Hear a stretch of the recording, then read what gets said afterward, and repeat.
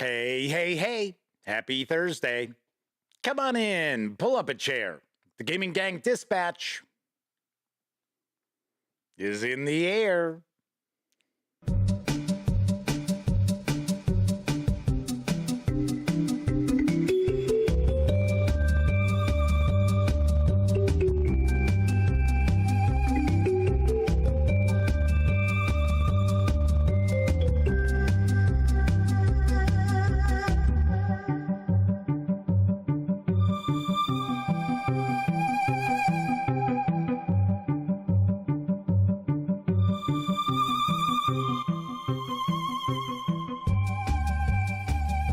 Howdy, gang, and welcome once again to the Duct Tape Studios.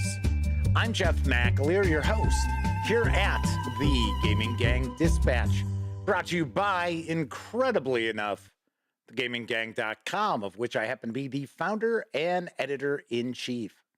So welcome aboard. Tonight is Thursday, September 21st, 2023.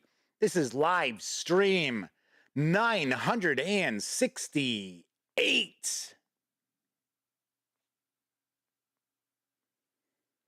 If you're not overly familiar with the show, let me point out, super casual around here. Just hanging out, talking about the latest in tabletop gaming news. And we'll normally take a first look at a game, or on occasion, I will actually share a live review here on the show. But tonight, we're actually going to be diving on in to a new 5e setting book. It is from Atlas Games. It is the Star-Shaman's Song of Planegea.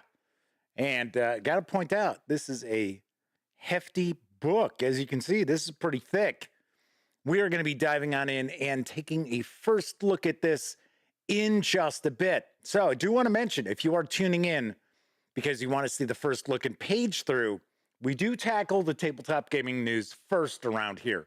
So it will be about 35-40 minutes before we get into that first look. Now, if you are watching live, then kick back, relax, put your feet up. It's Thursday. It's almost the weekend. I'm sure you've worked hard all week. So be good to yourself. And we will get to that first look in just a bit. Now, if you are tuning in 30 minutes or more after the show has ended, there will be timestamps. I swear, every time I say that, I just think of there will be blood. Give me a straw for that. What was it? Wasn't it a strawberry milkshake? For that milkshake. I'll take a sip of that milkshake. I'll drink that milkshake. What a great actor. Too bad he decided he was going to retire ahead of his time. Very strange. Daniel Day-Lewis, ladies and gentlemen. Anyway, there will be timestamps, so if you are impatient and you just got to get to that first look, you'll be able to use those timestamps and jump past the tabletop gaming news. Although I've got a lot of cool news tonight. I always have cool news on the show. But there is that option available to you, and depending on the device you might be watching this on, those timestamps might be right there in the timeline of the video. Of course, when you're not watching videos on the Gaming Gang channel, be sure to visit thegaminggang.com for all latest in tabletop gaming news, reviews, and a whole lot more that you will not find on the YouTube channel. You know the drill. Get your geek on at thegaminggang.com. Lastly, this is a live show, so that means there is chat available. It's not on screen. It's one of the ways I keep some of the more unusual commenters at bay. And you must be a subscriber to the channel for at least 48 hours before taking part in chat. Yet another way I keep some of the more unusual commenters at bay. But if you want to say howdy, maybe there's a question, a comment you want to toss my way. Maybe there's something about the Star-Shaman's Song of Planegea you want a closer look at. Chime in. I'll do my best to respond. First out the gate tonight is Kevin King. We've also got Roger Perdome, as well as one of our chat moderators. Flaming Huron is joining us from Australia. Marius Smith is hanging with the gang, as is Jack Hanks and Philippe Legault. So welcome aboard. I would take a guess that another of our chat moderators, Sarah D, is probably hanging out, watching. Hopefully you're recovering very nicely from your last surgery, although you've got another one scheduled. Boo, hiss, boo! Howdy, everybody. Yes, it is Thursday. All right, so I have to say, I find it very funny that the designer, David Somerville, is having a live stream tonight at 7:30 Central. So in 24 minutes, for a couple of hours, going to be answering questions about this book. I knew nothing about it when I scheduled this for tonight. I just was like, you know what? I'd like to get to take a peek at this sooner rather than later. So I did schedule it for tonight. And I happened to be pulling the Atlas Games web address because I was sitting there and I thought to myself, you know, I'm pretty sure there's actually a dash between Atlas and Games in the web address. So I go and I'm looking, I just happen to look at the front page and it talks about the live stream tonight at 7:30. I was like, oh, well, Sarah D is with us and doing well. Very cool. Good deal. So let's jump on into the news because making its way into stores next month is Sunrise Lane, which is designed by Reiner Knizia.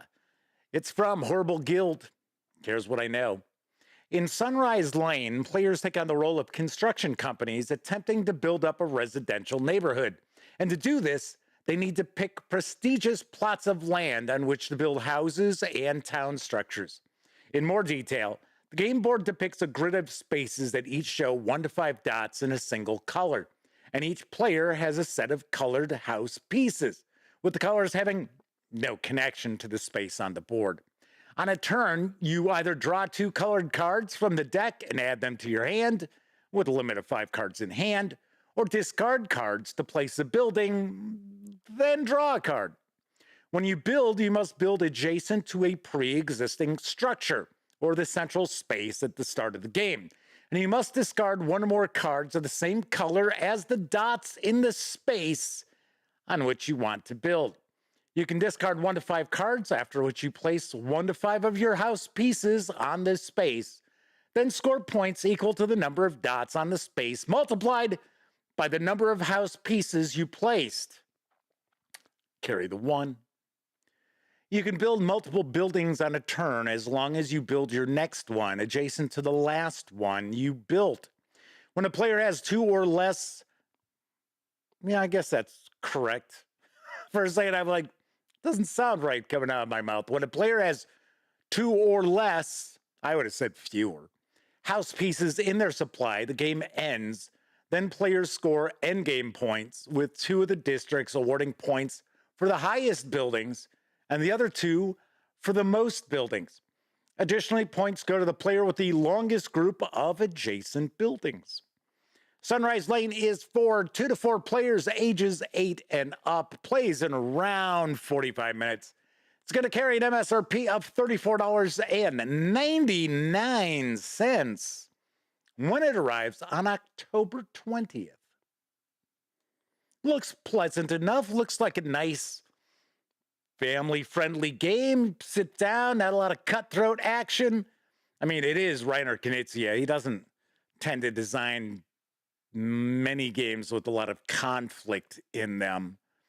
But it is good to see Reiner Knizia actually designing fresh designs these days, as opposed to some of the rehashes that he spent, I don't know, what, 5 years releasing?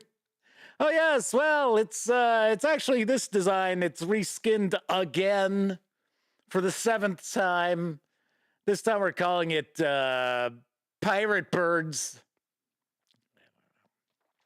Pulling a name out of my hat. So, very nice. This will be arriving October 20th from Horrible Guild. There is a new third-party adventure for Mutant Crawl Classics. It's up for crowdfunding for designer Tim Satterly. And here's the scoop on horror at the Merc. The Holy Medicinal Order needs your help. They've recently found a group of mutated rodents possessing healing artifacts of the ancients. These valuable items must have come in from a local anomaly, a small hill of a shape not normally found in nature. What strange magical powers of the ancients are at work here? Why is your sleep plagued by horror-filled nightmares? Are there other artifacts of the ancients that can be found in this mysterious place? What unknown and mysterious things await those seekers brave enough to examine this unnatural phenomenon? It's time to find out if your party is up to the task. The latest adventure module for TSG High Dive Games is a horror-themed second-level adventure for the Mutant Crawl Classics role-playing game system. Originally created as the follow-up to the first-level adventure, Get Me the Juice, this adventure was designed to be dropped into any MCC campaign setting and is filled with unique post-apocalyptic situations, locations, artifacts, artificial intelligence personalities, and general mutated hijinks. The goal was to create a ready-to-play, self-contained adventure that also had individual content pieces that could be pulled out and used by judges who prefer a freestyle campaign approach. As a backer, you get an early release copy of this adventure at a discounted price, plus all of the unlocked stretch goals, and guaranteed digital delivery of the adventure before Halloween. Yes, you heard that correctly. Horror at the Merc is the fourth adventure module / zine created and published by Tim Satterly and TSG High Dive Games. The digital and softcover print-on-demand editions will go out to all backers shortly after the Kickstarter campaign ends, approximately 2 weeks or so, with the title becoming available for general release only after the printed copies have been shipped and received. No waiting months for fulfillment. This module will be 100% complete well before the Kickstarter campaign ends. This Kickstarter project is actually 100% funded. You can reserve a copy of Horror at the Merc in softcover with PDF for a $10 pledge, or if you just want to score the PDF alone, you can do so for a $7 pledge through October 5th. And once again, as you already heard, expected delivery is actually in October as well. So I must admit, I have played part of Horror at the Merc. Dun, dun, dun.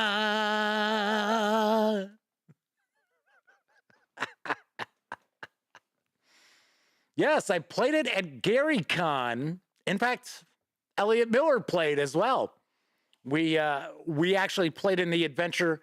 It was only a 4-hour, segment, So why do I say you know? You don't know that.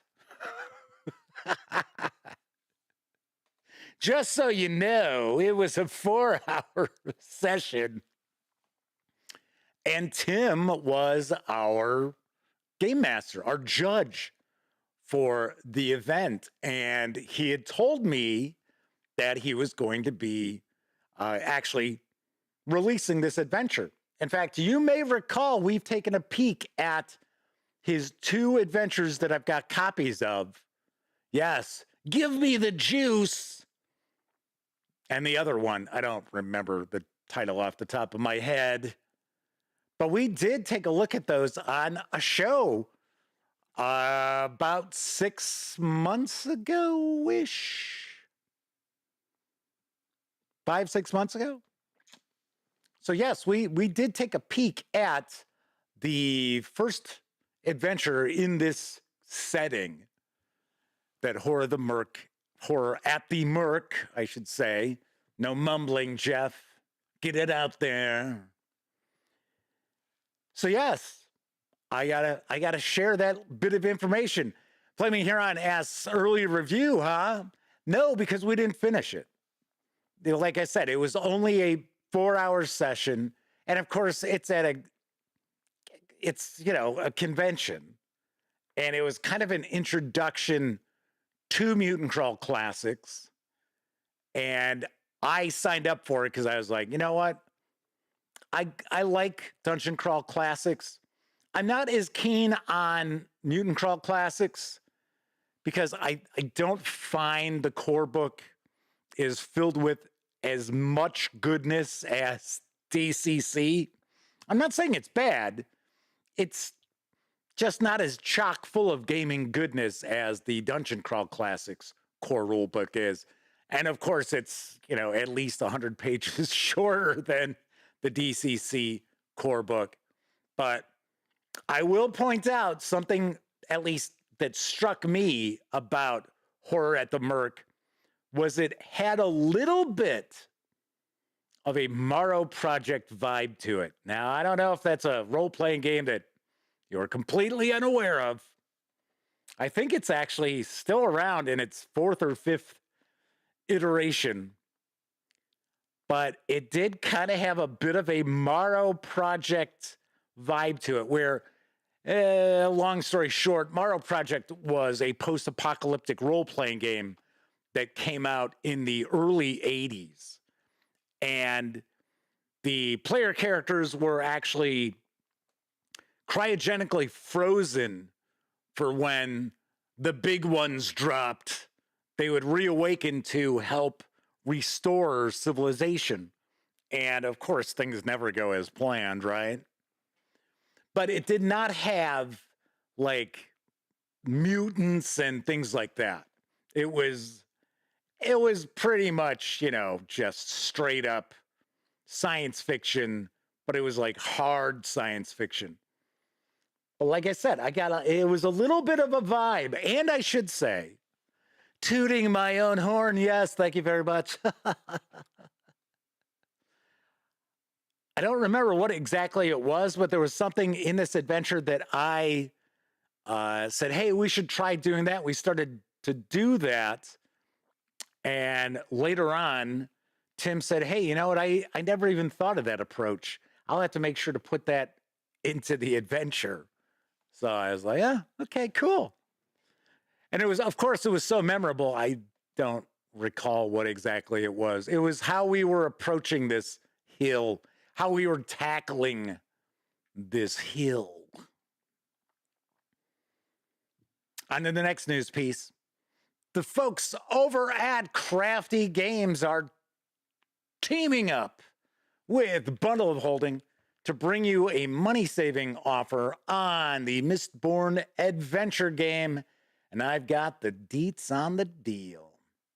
Adventure! This all-new Mistborn adventure game bundle presents the tabletop game from Crafty Games based on the best-selling Mistborn fantasy novels by Brandon Sanderson. Explore the world of Scadrial under the Final Empire and beyond, and learn the magical secrets of allomancy, furchemery, and hemology. Hemallurgy. I don't know. I only read the first book in the series.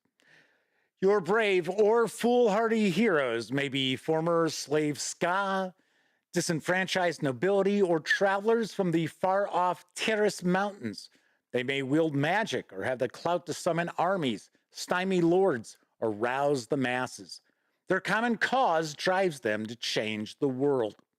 This new offer presents almost the entire Mistborn adventure game line to date for an unbeatable bargain price. And should point out, keep your eyes peeled for the new supplement, which is actually the final release for this game line from Crafty Games, and that is Nobles, the Golden Mandate. It's on sale now. I'll share a news piece later on this week. For just $17.95, you'll get all 5 titles in the Mistborn collection, with the retail value of $69 as DRM-free PDFs, including the complete 585-page Mistborn Adventure Game Digital Edition Core Rulebook, plus the free preview, primer, and sheets pack. The campaign supplements Alloy of Law and Masks of the Past, and the source books Terrace, Rod of Copper, and Ska, Tin and Ash. These savings will run through October 9th. So I reviewed the Mistborn adventure game way back in the day when it came out. In fact, I want to say it might even be a written review. Yes, I know. Yeah, it's been a long time since I did written reviews, ladies and gents. But it was pretty good. I'll be the first to admit I never got into the Mistborn series. My best friend Elliot, yes, he's a big fan of Brandon Sanderson. I think part of it has to do because Brandon Sanderson wrapped up Wheel of Time after Robert Jordan passed away, and Elliot was heavily invested into that series. Another series I never finished reading. I think after like the fourth book, it just fell apart and I gave up. But if you are a fan of Mistborn, this be the place to grab this role-playing game. As far as I understand, I might be absolutely wrong, but as far as I understand, I believe the license for Mistborn runs out this year. So the final release, Nobles the Golden Mandate, is not out in print yet. It is out in PDF, as I mentioned, separate news piece coming down the line. But as far as this role-playing game, I believe it can only be sold through the end of this year digitally. Probably the physical books as well. But as far as I understand, I think that final book is going to be available in print through next year. But I think digitally, that also ends December 31st. So keep that in mind. It looks as if Crafty Games is getting completely out of role-playing games, which is really too bad. It really is. Now, I have not talked to Alex and Patrick over at Crafty Games in a few years, but when we first got started, Elliot and I did audio interviews at the various different conventions, and we interviewed them both twice at Gen Con. Really fun interviews. And I got to say, I thought Fantasy Craft was excellent. That was an excellent fantasy role-playing game for those who didn't want to hitch their wagon to Wizards of the Coast and Dungeons and Dragons. And then they had Spycraft, which was a very, very well-received espionage role-playing game, which they were working on a third edition of, which I think never came about. So now Crafty Games is kind of, tabletop board games. They don't have a ton of them. They've got a few. One of them is a Mistborn game. I would take a guess that you won't be able to purchase that after December 31st either. Tessie Trekkie is with us in chat. Good to see you. Kevin King says they're planning on running Alien, the role-playing game, this year for Halloween. Usually they do Call of Cthulhu or sometimes Ravenloft. Tessie Trekkie says, Morrow Project. I'm sure I have the Sydney City supplement for that somewhere. They did one? I take that back. I'm only familiar with like the first edition stuff that came out for it. So maybe there is one. Morrow Project is very interesting. And there used to be, I don't know if it's still around, there used to be a website you could go to. And it was 10 years ago, it was probably looking like it was 10 years out of date. But it had all these links to all these like various areas of the United States. Now, it may have been the world. I just remember the United States. And you could click on a city and you would be able to drill down into like a complete universe that people were creating for Morrow Project. So as an example, they had one where it was Chicago. I took a look at Chicago and it had all these neighborhoods and suburbs. I was like, oh, wow. Tessie Trekkie says the hard copies of Mistborn are all sitting on the shelf at their friendly local game store at 75% off. Might need to take a look. Yeah, I gotta say, I don't know much about the later expansions that came out, the later supplements, but the core book, that was pretty good. Thought it was pretty good. All right, on to my final news piece. Now available in print and PDF is Grimworld from Deep 7 Press. And I've got the lowdown. Grimworld is a role-playing setting of dark fantasy and gothic intrigue set against the backdrop of the Georgian Regency period in Europe and America. It is a world struggling to balance ancient lore with divine faith and scientific reason.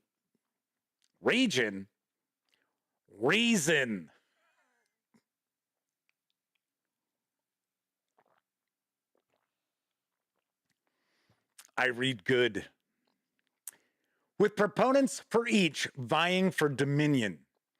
The world where the products of fiction are alive and well and prey upon the fears of man.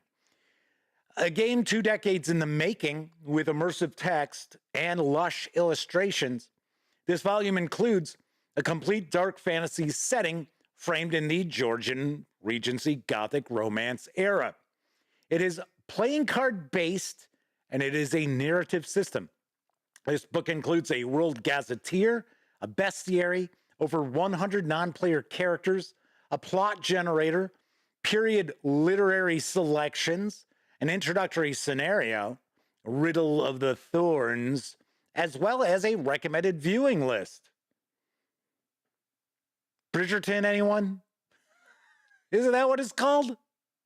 I don't know, I haven't watched it. Although I like Regency shows, I'm okay with that. The 202-page hardcover of Grimworld with PDF is now available over at DriveThruRPG for $33. You can grab just the PDF alone if you'd like for $12. This game has been out for a bit. It's been out for a couple of years, but this is the first time, as far as I understand, that it is available in print. Artwork looks pretty good as well. Kathy Evans is hanging with the gang tonight.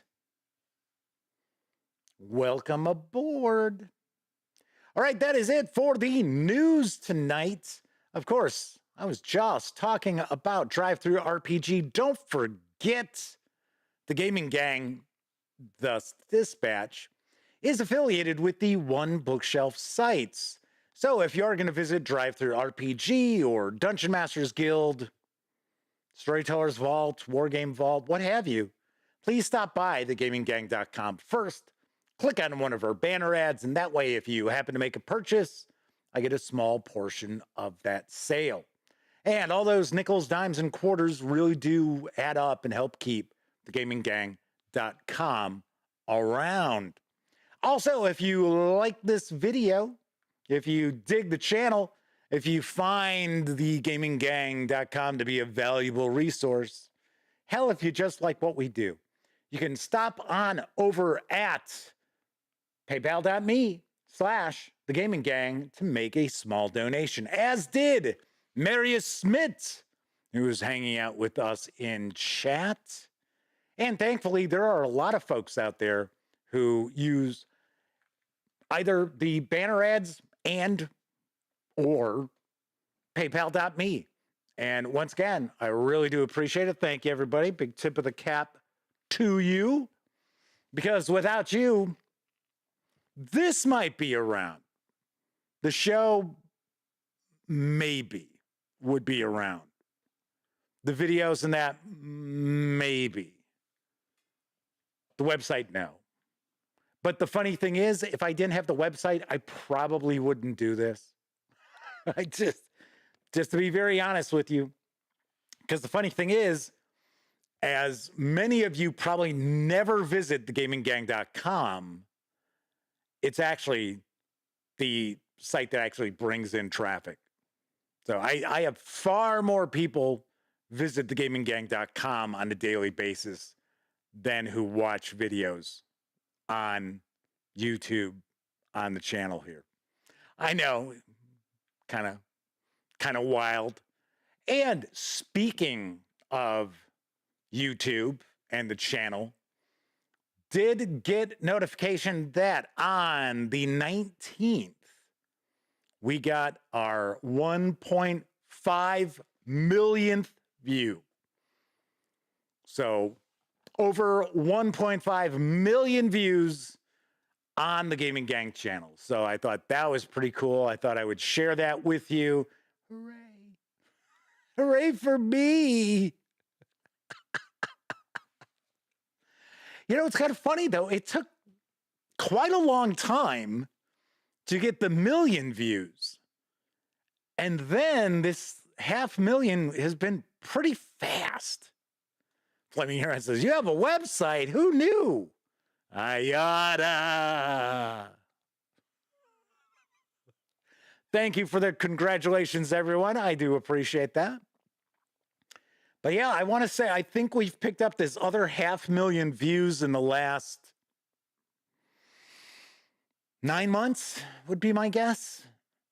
Because I think it was a year, maybe about a year ago, when I was like, oh, wow, we got our 1,000,000th view. How about that? I mean, there's, what, 1,700 plus videos on the channel? Pretty wild.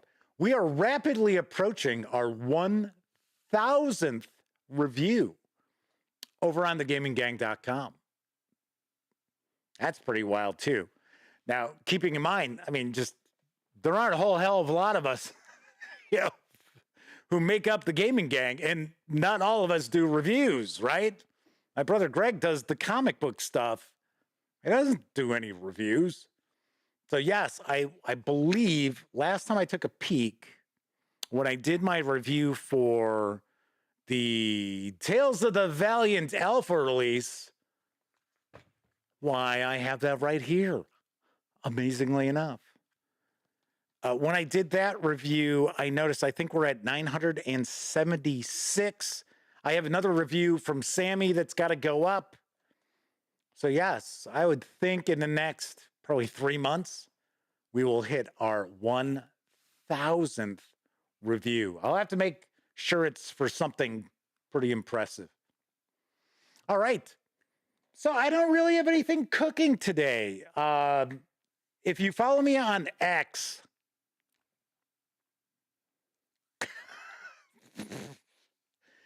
just leave the name as Twitter, for crying out loud, because everybody sits there saying X, formerly Twitter. So what was the point of changing the name anyway?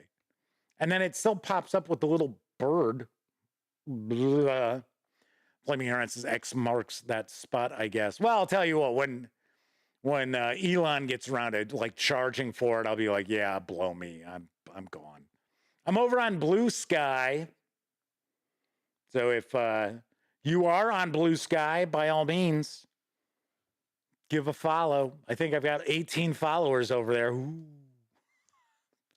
That's fine. You know, it's not that big a deal. I figured, actually, my friend T.S. Lukart from Cubicle 7 Entertainment gave me the invite to go over to Blue Sky. I'll actually be talking to TS on Monday. He's going to give me some inside dope on what's going on with some new releases from Cubicle 7 Entertainment, what's on the horizon, and introduce me to the new marketing person. But what I was going to say is, if you follow me on Twitter, I had commented yesterday about how the PR marketing people in the hobby these days are, for the most part, complete dog shit. I mean, they're awful. Not everyone. I'm not saying everybody, but on average, they fucking suck. They don't know what their job is. So if you're a marketing person for a tabletop gaming company, if you're a PR person for a tabletop gaming company, your job is to promote your company. That's the job. Your job isn't, oh, look at me, I'm so pretty, I'm so handsome on social media. And that's what you do. It's gotten to the point where it's just a lot of these marketing people are just there to like jerk themselves off on social media. And I had to laugh because I'm not going to name the person, but it's someone who in, I think, 4 years has worked for about 8 or 9 tabletop gaming companies. And I just got an email today from a company telling me that she had left. Oops, sorry, now you know it's a woman. Had left for another company now. They didn't say who it was. And I was like, my God, they were only there 4 months. And they were at the company before that, like 6 months. It's ridiculous. It really is ridiculous. And then you take a look at a lot of these companies, because the comment I've shared is, if I have 2 items, let's say I've got 2 games that, to me at least, strike me as the interest in either one is equal, right? So of course, if I get a D&D book and I get a Harn World book, yes, of course, I'm going to shoot video for the D&D book far quicker than I am the Harn World book. I know how to butter bread, come on.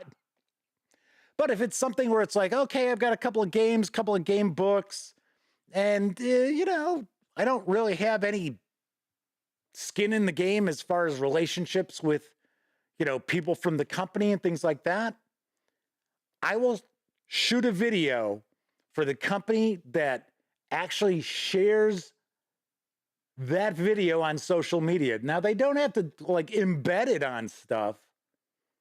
All they got to do is like retweet my tweet.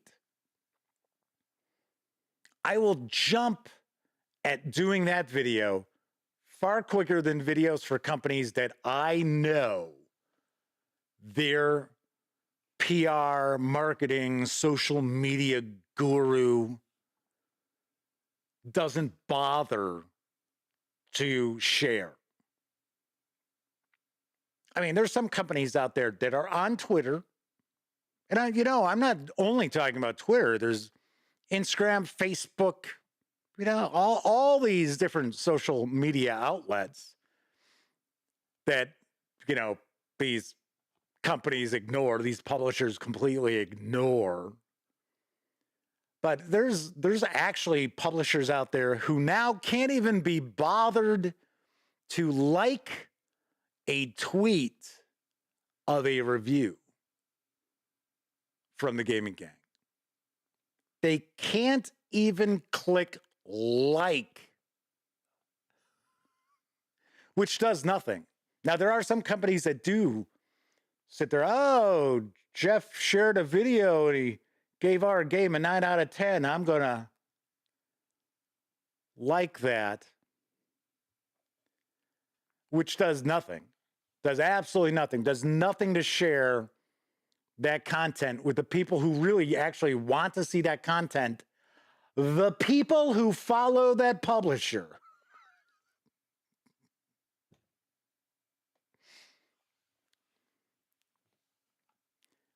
And I swear, for people who have grown up with this as part of their DNA, I am amazed at how inept many of these marketing, PR, social media people are at the various different publishers. It's unbelievable. Flaming Heron says it's social media in general, which is a problem. Now, I'm not saying that it's not. Santesi Trekkie says, Problem is not them jacking themselves off. It's them doing it on the company's social media.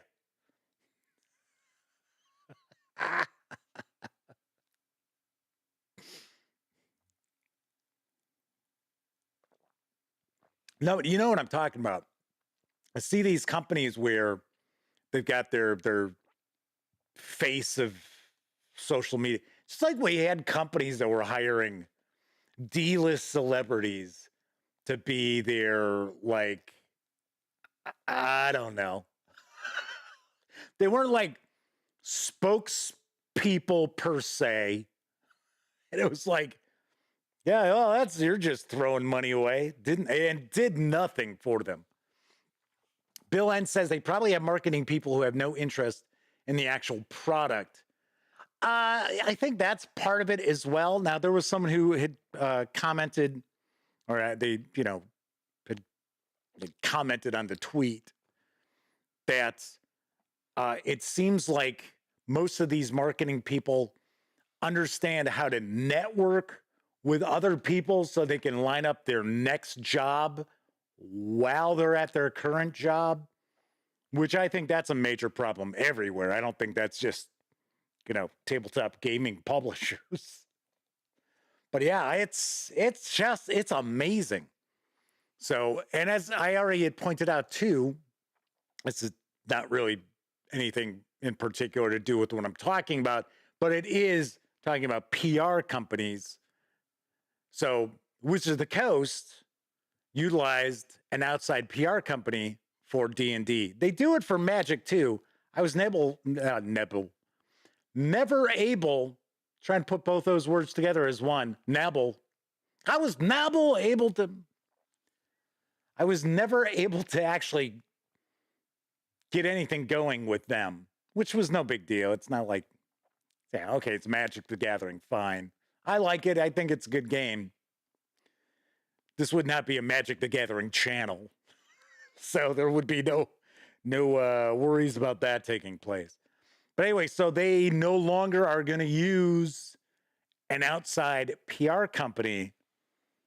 So I'm curious if the folks over at Wizards of the Coast, because it's all going to be done in-house now, I'm wondering if they'll sit there and be like, this guy gives us some lackluster review scores here. Maybe we shouldn't send him any stuff anymore. Which, I mean, to be honest, I think it'd be an asshole move, but am I going to lose sleep over it? No, I would not. But I might miss out on an actual good D&D release, like The Wilds Beyond the Witchlight. But yeah, all in all, it's like, I have to laugh. It's like, I'm far better at marketing my outlet than a lot of these companies are who, they need to sell product. I don't need to sell product. All right, so tonight we are going to be diving on into the Star-Shaman's Song of Planegea from Atlas Games. But first, I think it's time for a brief intermission.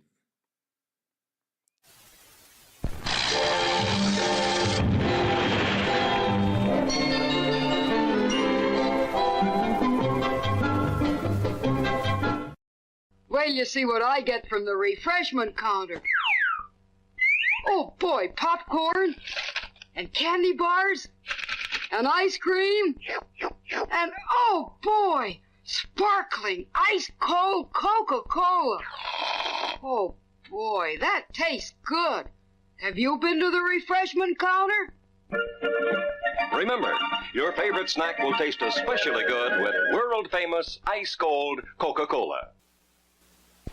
Here's why people like you like Drury's best. Flavor in, sweetness out. Drury's beer is wonderful. Big tea time is fun time. Drury's time is fun time.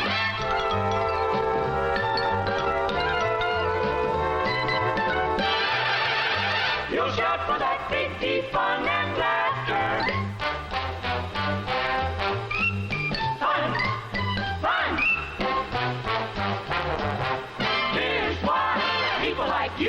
Drury's best. The flavor's great, no doubt of its sweetness is brewed out of it Drury's beer. You'll shout for that big deep fun and laughter. No full feeling after, more flavor, less filling, more fun.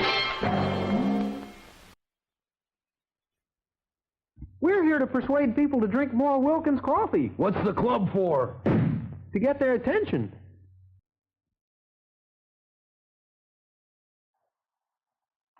Oh, Crystal Ball, how can I buy a house? This free FHA Consumer Bulletin explains how to buy a home you can afford with payments you can handle. Write to Home Purchases, Department 4, FHA, Washington, D.C. Over and out. Son of a gun.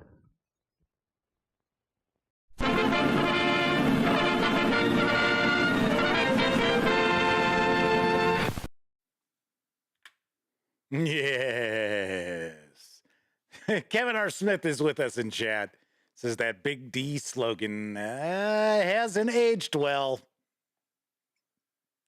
Not at all. Tessie Trekkies pointing out, yes, look, beer cans back when they needed a can opener. Bill N says when they were little in the 1970s, they had a beer can collection, had several of those. Yeah, it was funny. I remember I had friends whose dads collected beer cans, and you'd like go down into their basement, which was kind of like their family room or den kind of thing, and they'd have all the different cans lined up. I don't think too many people really do that anymore. I'm sure there are a few who still collect beer cans, or beer bottles. That was something else. All right, so tonight I am going to dive on in and take a first look at the Star-Shaman's Song of Planegea from Atlas Games. Written by David Somerville, this 382-page hardcover carries an MSRP of $59.99.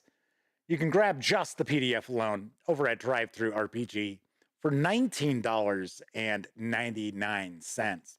Swing on over to the other camera because here I've got the Star-Shaman's Song of Planegea. So I think there is, yes, there is a map. Uh-oh. It's got kind of that rubbery, okay, we got it. It's almost like the glue that you'll see companies use to put maps. Wizards of the Coast does that all the time. But the thing is, a lot of times when you're trying to pull it off, it'll tear the map. That was not the case. We'll take a look at that in a second. Reason I took that out of there is because it was kind of poking out of the book. So, do want to mention, before we jump on in, the fine folks over at Atlas Games were kind enough to provide me with this review copy, but neither I nor anyone else affiliated with Gaming Gang has received any other sort of compensation for me to share this coverage with you. And it's important that you know that these days. Also, we're not going to look at each and every page, but to want to get a good feel for what's in this book. And there are loads and loads of artists. These are all the artists. These are all the art credits here. I'm not going to read through all of them because, for one, I would probably absolutely butcher their names. But funny enough, all these are artists, and we've got one author, David Somerville. So let's take a look at the back here. Planegea is Stone Age fantasy role-playing in the first and wildest of all worlds where the planes of existence have not yet separated. Drawn from the traditions of sword and sorcery pulp adventure, infused with the blood-pounding thrills of epic role-playing, and caught in the jaws of our own primordial dreams, Planegea is a world of heroes who feel the cold wind raise a chill of hunt and hope on their raw skin. The lands of Planegea rise from our earliest ancestral memory, a world we barely recognize, but which holds all the raw adventure we can imagine. Bill N says, love publishers that respect their artists with detailed art credits. And Darius Termina is with us, as they were one of the backers here. They're very curious to see other people's opinions of it. Well, this is a first look, so I have not had any opportunity to even crack this open. This just arrived last week. So look at that. We got a lot of art credits here. So we're going to dive on in and take a peek here. Says, you there. Yes, you, with a bemused expression and this strange, what is that? Strange eyes. Come closer, warm yourself by the fire. I thought I'd seen everything, but I don't recognize your mode of dress or style of speech, I should say. From what part of the world do you hail? It's pretty wild. Font's a little small on that page there. So I was kind of having a hard time making it out. Then again, I'm not the greatest with white text on dark backgrounds. Welcome to Planegea. This is Planegea, a primordial fantasy campaign setting for 5th edition, where a dungeon means the cursed painted caves of a cannibal clan, and a mindless, monstrous dragon is as likely to eat you as look at you. Gone are the safe hearths of taverns and libraries, kingdoms and cathedrals. Planegea is a place of utter wilderness where survival is the only law, and it must be carved from the world by force of might and magic.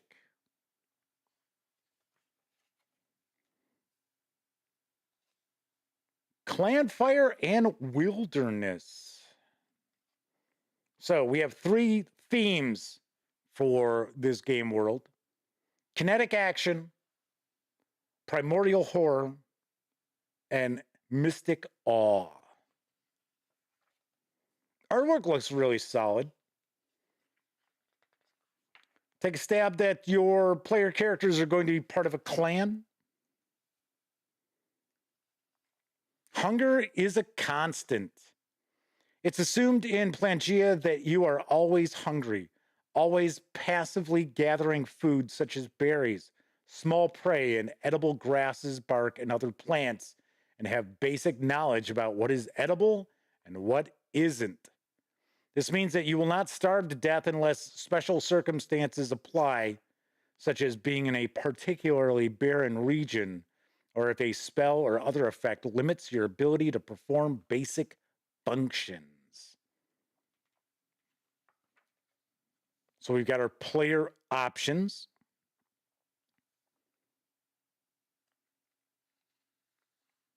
So these are variant mechanics and Stone Age abilities to be used in the game.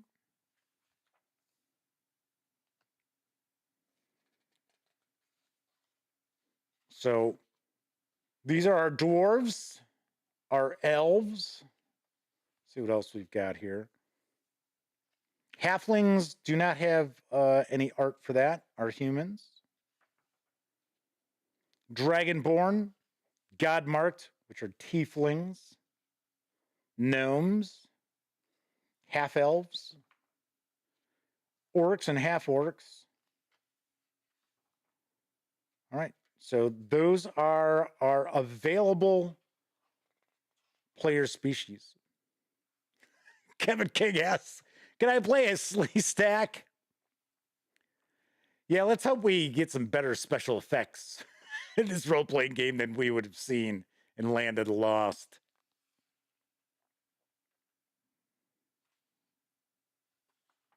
Half ooze. So are we getting our bestiary right here? I think we might be. Oh, kinships. Okay. All right. Got it. These kinships are new to 5th edition, native to the world of Planegea. Their descendants may live in other worlds, partaking of strange adventures in modern fantasy. But the Dreas, half-ooze, Saurian, and Starling are beings born of a primordial and metamorphic world. Their natures reflect the wild, ever-changing nature of prehistoric fantasy.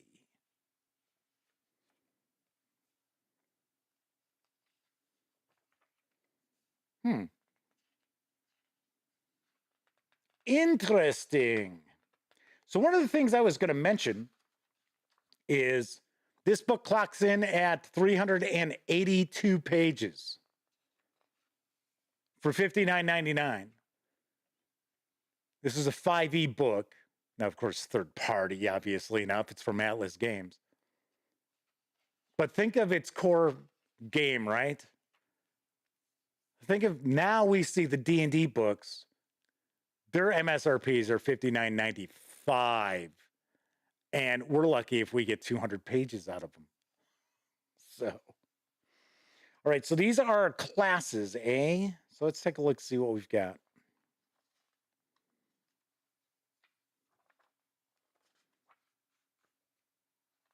So we've got the ascetic, which is the monk.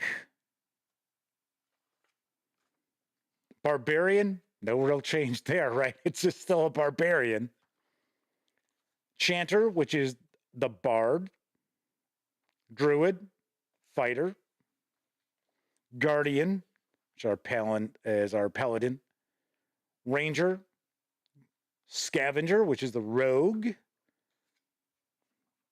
Shaman, cleric. Sorcerer. Spellskin, which is our wizard. Oh, there's our warlock. I was going to say, I think we got a warlock, right? Actually, it looks like got quite a bit devoted to the warlock there. So we've got our backgrounds. So it looks like we've got certain clans. Bear Clan.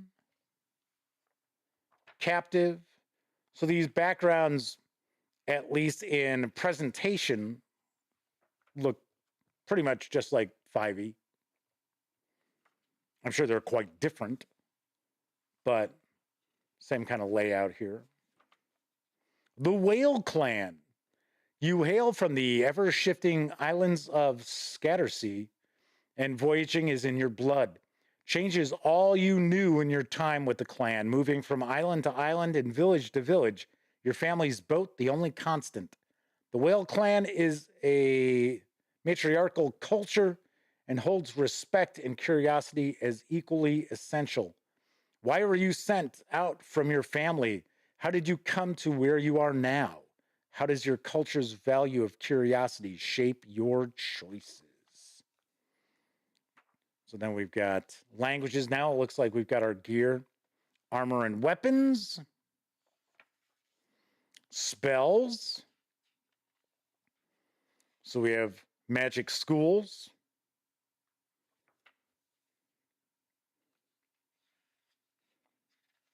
And looks as if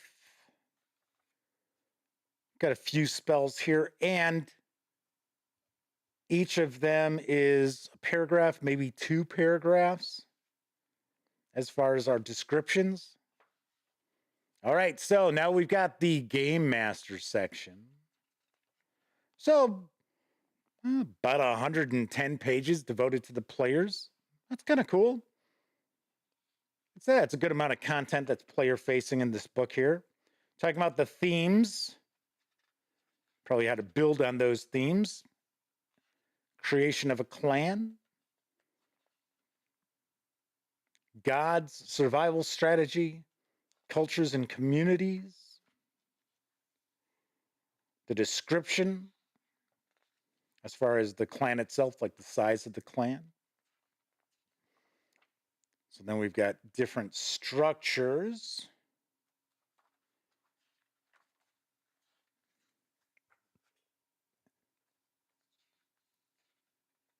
So it looks as if the player characters can have a background of being part of a clan. But all in all, it looks as if your player character's group is part of a clan, which could possibly be a different clan.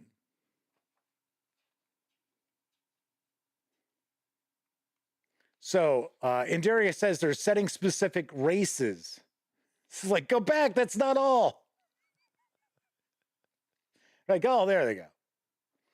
Kevin King says, Glory of the Giants costs 31 cents per page with fewer pieces of art. And this book is about 18 cents per page. Wizards of the Coast must be much better, right? So in Darius Terminus says the special god rules are what I was hoping to get a closer look at. Okay, so you got to keep in mind, when I do these page throughs, it's only to kind of get an idea of what's in the book. Publishers do not want me stopping and sharing like entire portions of the book. So like as an example here, chapter 10. Now, granted, I had Atlas Games tell me, hey, Jeff, please don't share the entirety of chapter 10 with your audience. No, of course not. But they do not like when like chunks of their books are shared in, you know, a video like this. So just so you know. So this looks like our gazetteer.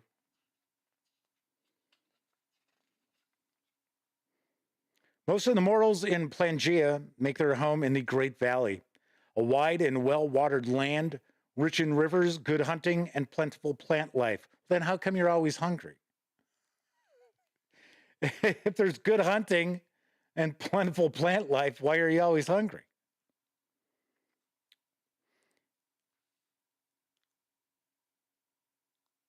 Migrant lives, divine hollows, hunters, gatherers, and raiders. I gotta say, this looks really interesting, and it is certainly not a genre that has been just gamed to death for 5e, because this is kind of a Stone Age fantasy world, but it's still a fantasy world. Kevin R. Smith points out to Kevin King that they think the reason why so many people are getting their D&D books from Amazon right now is because of the pricing. Yes, and you can normally get a pretty damn good deal on even the most recent releases. So even before something comes out, you see that, let's say it's $59.99. A lot of times you see it's $44 on Amazon.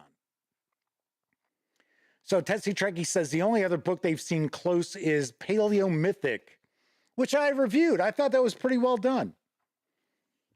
But that was far more of a prehistorical role-playing setting, not so much a fantasy world. Whereas with the Star-Shaman Song of Planegea, we are seeing that we've got elves, we have dwarves, we've got halflings. I'm going to guess at some point we are going to see a bestiary. So it looks like we have got some locations, some adventure locations as well that are keyed. So this is Sear Fall. This is the standard edition of the book.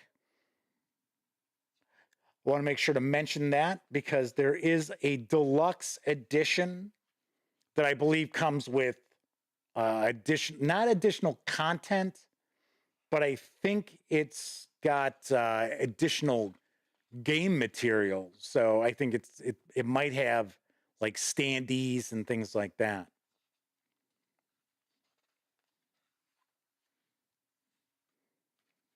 So now it looks as if we have got almost kind of a history.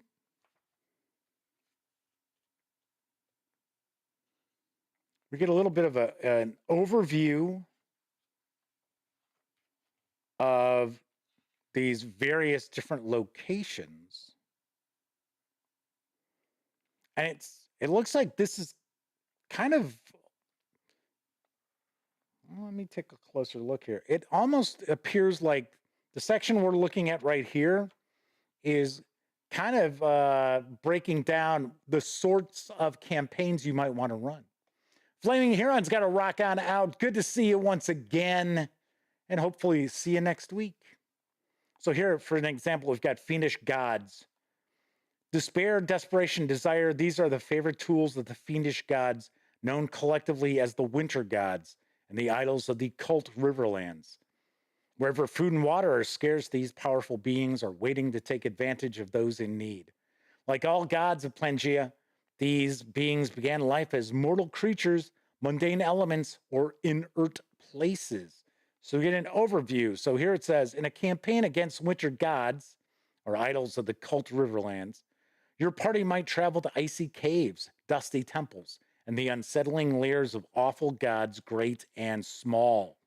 You'll fight to undermine fiendish powers, confront wicked cults, discover druid groves and dark hollows, and rally the wretched to rise up and cast off their evil gods once and for all. That's kind of cool, and it kind of gives you information about if you want to design your campaign for those sorts of adventures. And then we have giant empires, like great cities, kind of maybe like the Lunar Empire in RuneQuest. The Gift of Thirst. So this looks like a pretty dark setting here. Life is short and dangerous, and the people of Planegea must fight every day to survive. Some see death as an escape, some as a natural cycle, but for most, it's a thing to be feared and to fight against. Nice. Like I said, this is very interesting. This is coming across as being pretty unique.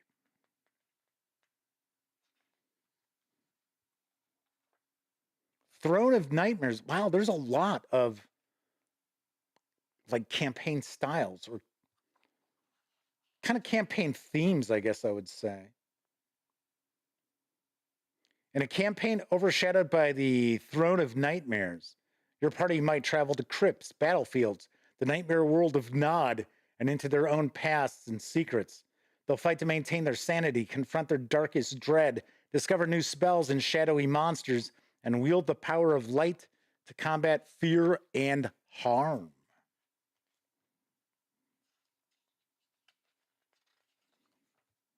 All right, then we get into treasures.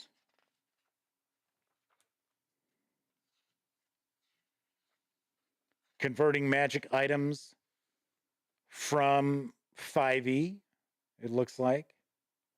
Got magic masks, magic items such as Bead of Frost. The small icy bead is kept in a specially prepared pouch until ready to be used. You can use an action to touch the bead to an object no larger than a 5-foot cube. The object becomes covered in a thin layer of magical frost. If the object was on fire, the fire is extinguished and the object is chilled. The bead melts after 6 seconds, after which the object's temperature returns to normal. Got the apparatus of the mammoth. Pipe of smoke summoning. This black pipe has a long twisted stem. As an action, you can smoke the pipe to cast Conjure Minor Elementals at 4th level without expending a spell slot. Summoning elementals must be at least partly comprised of fire or air. Can't use this feature again until the next dawn.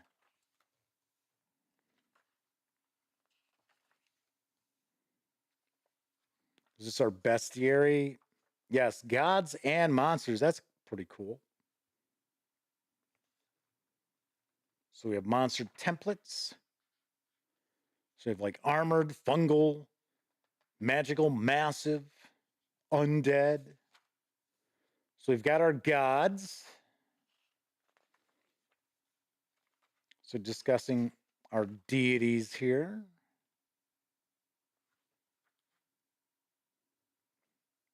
So it looks like, here it is. This is the information that I think that, let's see, who was it? Oh, and Darius was looking for the special god rules. This is the creating the god section. So you're going to start with a name and concept, choose a base stat block, reskin the basics, add basic divine traits, add innate spell casting, add standard divine features, adjust attacks and features, create layer actions, create its spiritual form. That's pretty wild. And then it looks as if we've got some of the deities. No artwork, though. Okay. That's no biggie.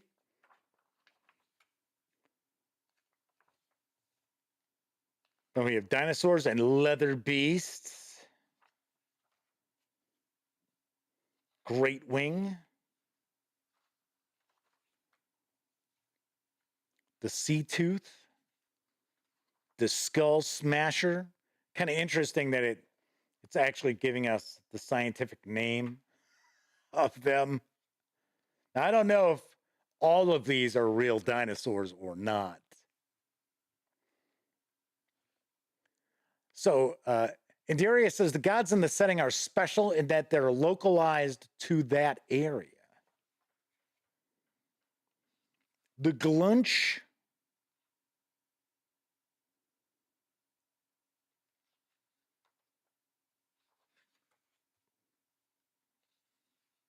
Those are pretty cool looking. The Caledrosians. A little light in the artwork department in the bestiary, though, unfortunately. I mean, not horrible, but I do notice that there are a lot of entries that don't have any art. But then the ones that do have artwork, the artwork's pretty well done, that's for sure. It's the Sticky Mouth.